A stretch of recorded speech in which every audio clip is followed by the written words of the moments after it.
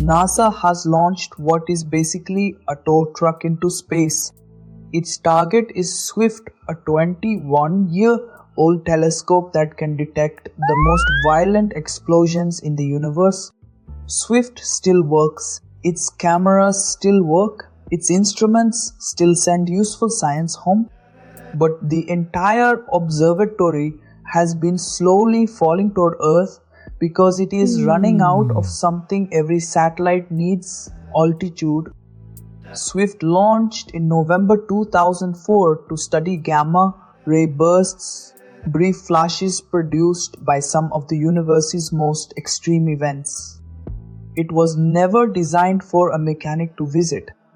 No convenient handle, no refueling port, no astronaut maintenance plan. For most satellites, that makes the ending simple: when fuel or altitude runs out, the mission ends.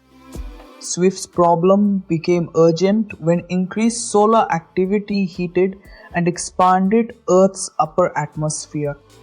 There is almost no air where SWIFT travels, but almost matters. The thin atmosphere creates drag. More solar activity meant more drag, and more drag meant SWIFT's orbit decayed faster. NASA's answer is a small robotic spacecraft named Elinke, built by Catalyst Space. Linke launched successfully on July 3, 2026 aboard a Pegasus XL rocket released from an aircraft over the Pacific.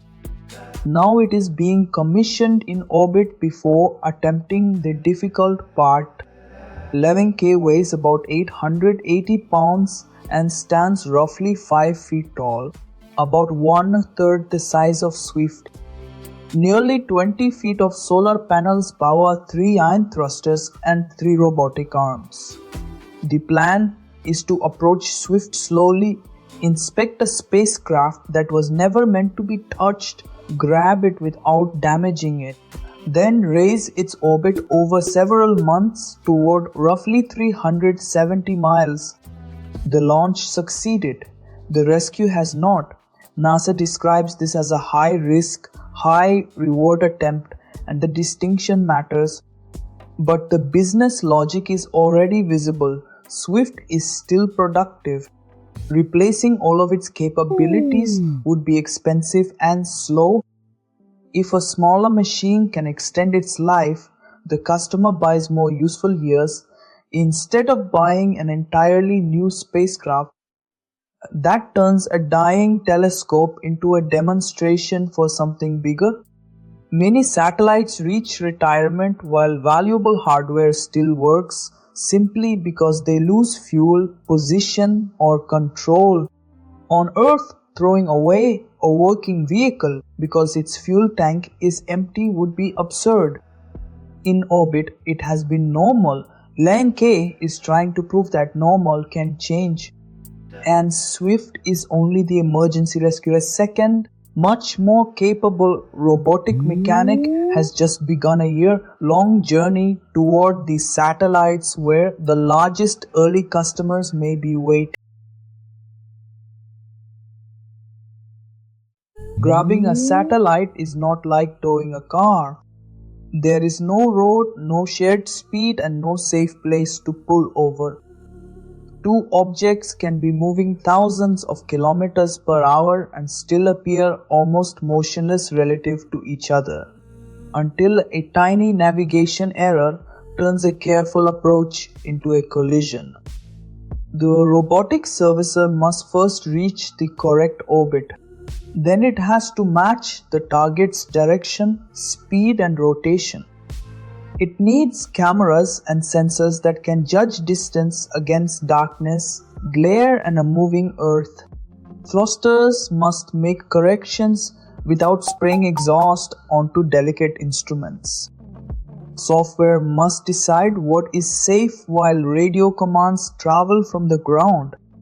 Then comes the uncomfortable detail: most satellites were never designed to be serviced. An old satellite may have fragile insulation, extended solar arrays, and no safe, documented place to grab. That is why the new mission robotic vehicle or MRV is important. It launched on July 20, first carrying the robotic servicing of geosynchronous satellite system developed through DARPA, the Naval Research Laboratory, NASA support, and Northrop Grumman's Space Logistics. MRV is traveling toward geosynchronous orbit about 36,000 kilometers above Earth. Its electric propulsion is efficient but slow. DARPA says the journey will take roughly a year. Once there, the vehicle is expected to operate for more than a decade. The machine carries 2 joint robotic arms with interchangeable tools, cameras, sensors, and lighting support inspection, upgrades, relocation, and the installation of mission extension pods. Think of a mission extension pod as a compact jetpack. Instead of opening an old satellite and replacing its empty fuel tank, the robot attaches a new propulsion module.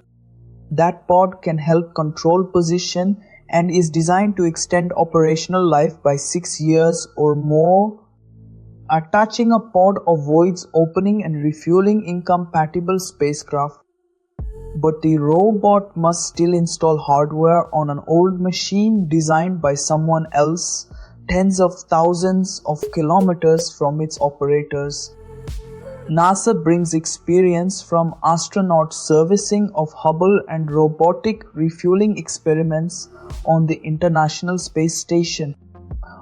But an autonomous commercial servicer visiting ordinary satellites is a different standard. It must work repeatedly, safely, and cheaply enough that an operator prefers calling the mechanic over ordering a replacement.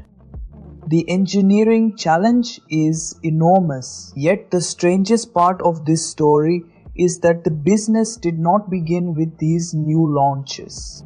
Space tow trucks have already found paying customers. The first commercial space tow truck did not repair a broken telescope. It attached itself to a communications satellite that was running out of fuel. In February 2020, Northrop Grumman's Mission Extension Vehicle 1 docked with Intelsat 901. The client satellite had been moved away from its working orbital slot toward a disposal orbit. Navy 1 approached, docked and took over propulsion and attitude control. The combined spacecraft returned to service in April 2021. Mission Extension Vehicle 2 docked with Intelsat 1002 while the communications satellite remained in its operational orbit. This mattered because the customer did not have to remove the asset from service for the intervention.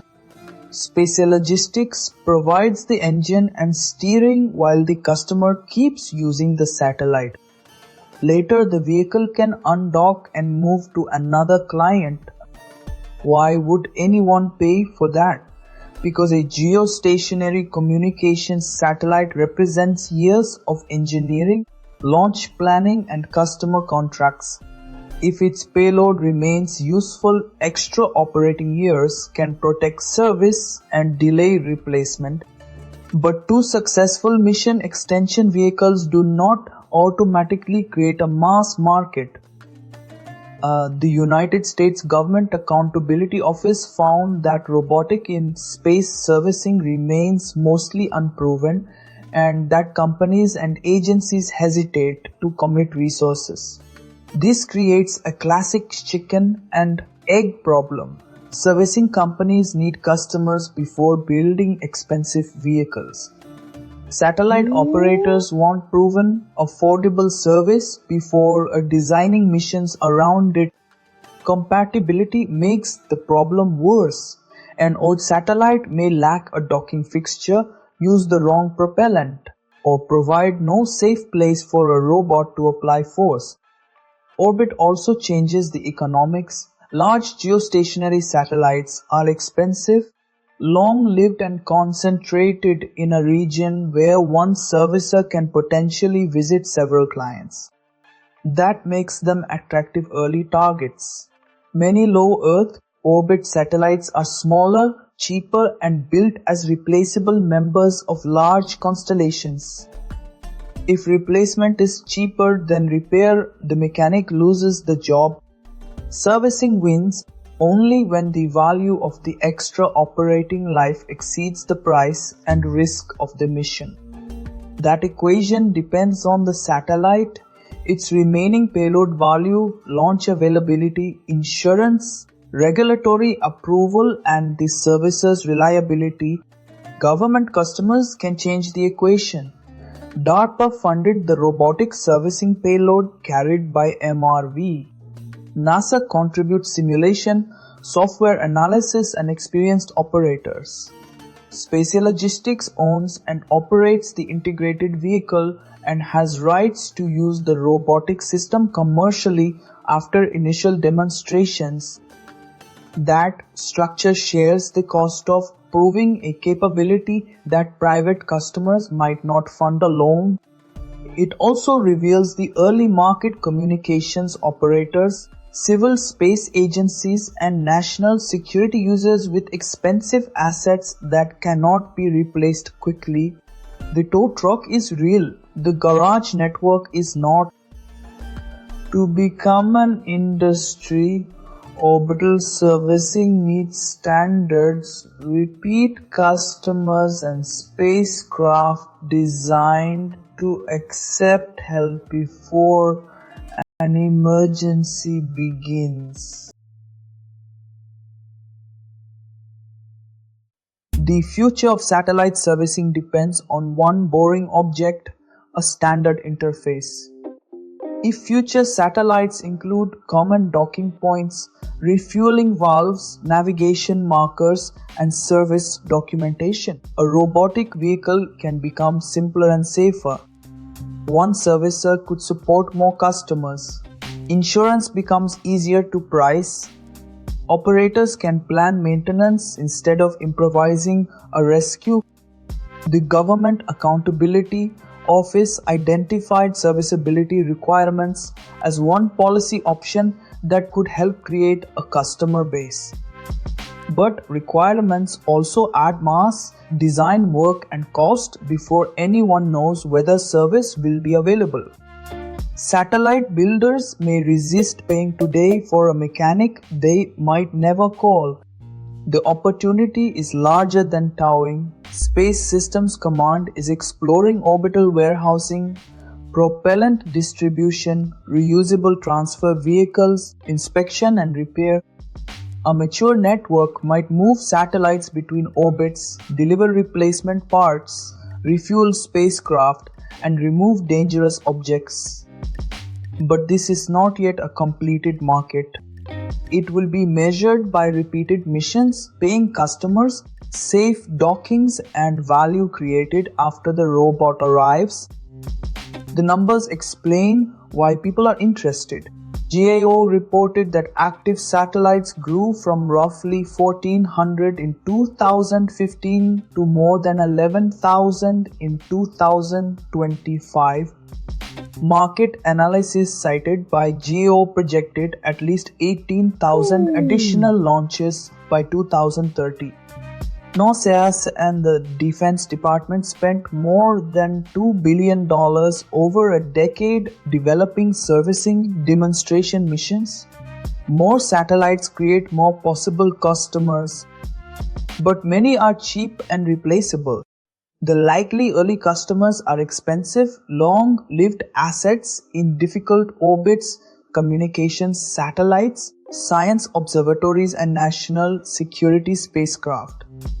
Other services include inspection, relocation, propulsion pods, refueling, debris removal, and eventually assembly of structures too large to launch in one piece.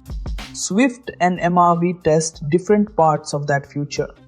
Lenke is an urgent rescue attempt at a valuable telescope that was never built for servicing.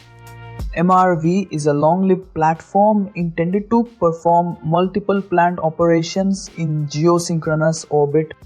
If Lion K succeeds, it will show that a fast commercial mission can reach and reposition an unprepared spacecraft. If MRV performs reliably, it will show that robotic arms and interchangeable tools can support repeated service rather than one heroic rescue. The central question is therefore not whether a robot can touch a satellite. That has already happened. It is whether the robot can arrive safely, solve a problem worth paying for, then leave and do it again. For most of space history, satellites were disposable appliances. Launch them, use them, abandon them. Space tow trucks propose something much more ordinary and much more radical: maintenance.